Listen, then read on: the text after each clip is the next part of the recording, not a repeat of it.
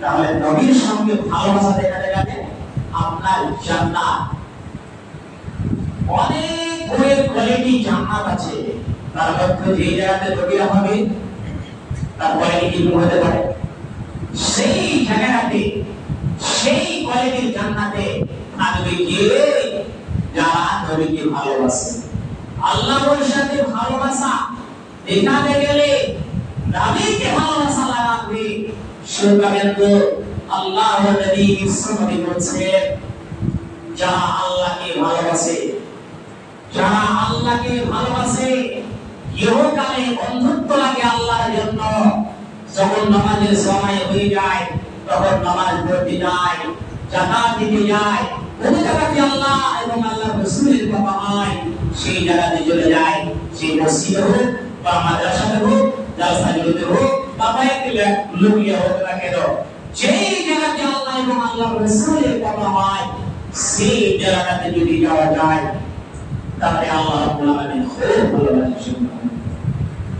নবী সাল্লাল্লাহু আলাইহি ওয়াসাল্লাম বলেছেন, ওয়াজাবাত মুহাব্বতি লিল মুতাহাব্বিনা, সেই লোকটা আমার সন্তুষ্টির জন্য আমাকে ভালোবাসে, সেই লোকটার জন্য আমার মুহাব্বত, আমার প্রেম পেতে ভালোবাসা তার জন্য ওয়াজিব হয়ে যায়।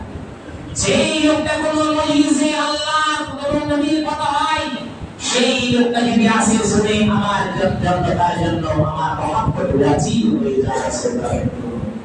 সেই লোকটা কোন লোকের প্রতি সাক্ষাৎ করেছে আল্লাহর সন্তুষ্টির জন্য, নবী সাল্লাল্লাহু আলাইহি ওয়াসাল্লাম বলেছেন ওর জন্য আমার মুহাব্বত ওয়াজিব হয়ে যায়। সুবহানাল্লাহ।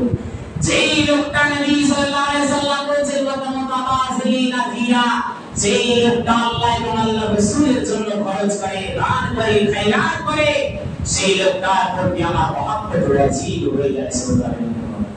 বিশ্বনবী খেয়াল বলেন, এটা হাদিস কুদসি বললাম, বিশ্বনবী বলেছেন, নবী সাল্লাল্লাহু আলাইহি ওয়াসাল্লাম বললেন, কি বললেন, কাল কিয়ামতের ময়দানে আল্লাহ রাব্বুল আলামিন বলেন, আইনাল মুতাহাব্বুন, ওই লোকেরা কোথায় যারা আল্লাহ এবং আল্লাহর রাসূলের সঙ্গে ভালোবাসা দেখায়। সেই লোকটা আল্লাহর সন্তুষ্টির জন্য ভালোবাসা দেখায়, লোকগুলো কোথায়? এর ছায়া হবে না, এর ছায়া থাকবে না আল্লাহর ছায়া ছাড়া। আজকে সামনে প্রচন্ড গরম আসবে, সূর্যের কিরণ রাস্তা আমাদের হবে না, কিভাবে শুরু করবো? কিন্তু তাদের তো আমরা শুরু করে দিই। সেদিন আপনার মাথার উপরে সূর্য আসবে, আল্লাহর ছায়া ছাড়া কোনো ছায়া হবে না। সেদিন বলবেন আল্লাহ রাব্বুল আলামিন, ওই লোকগুলি কোথায় আছে যে লোকগুলি আমাকে আমার সন্তুষ্টির জন্য আমাকে ভালোবেসেছিল রে? ওই বান্দারা কোথায়? সেই বান্দারাকে আল্লাহ রাব্বুল আলামিন কাল কিয়ামতের ময়দানে সেদিন আল্লাহর ছায়ার তলা হবে, রহমতের ছায়ার তলে হবে। সেই রহমতের ছায়া হবে শুধু আল্লাহ ছাড়া কোনো ছায়া হবে না। বুঝানোর মানে ছিল তাই আল্লাহ আরশের ছায়া ছাড়া সেদিন কোনো ছায়া হবে না। সাত প্রকারের লোক ও আল্লাহ আরশের নিচে থাকবে।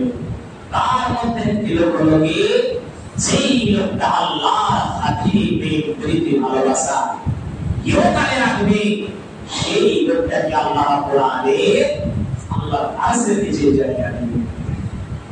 সুবহানাল্লাহ। কাল কিয়ামতের ময়দানে যদি আপনি আল্লাহর আরশের নিচে না পান জায়গা, তাহলে আপনি সেদিন পাসিনাতে আনন্দ পাবেন।